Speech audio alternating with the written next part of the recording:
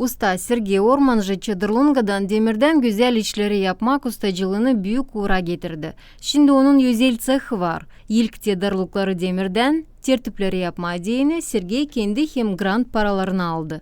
Bu da verdi kolaylığı ilerletmeye zanaatımı.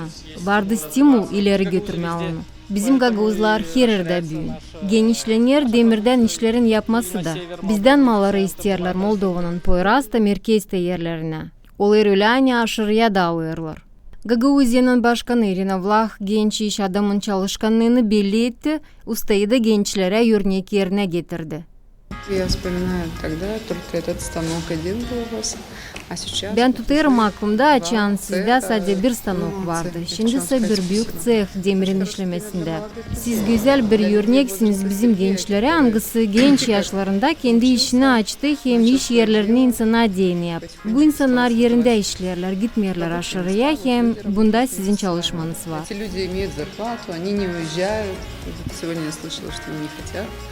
Это ваша заслуга. И свое будущее, когда вы видите в Молдове, для меня это вот большое счастье. Demirin işlemesinde cehta var hepsi lazım оборудование. Şimdi kurumun işçilerine değine sorumlu odalar yapılırlar. Yemek yeri, tuvaletler, yıkanmak odası. Bir eksiklik kurumda ama var. İşçiler yetişmiyorlar, isteyenler de yok. Zakazlar var. Bir de olayda insan yetişsin, hepsi tamam olacaktı.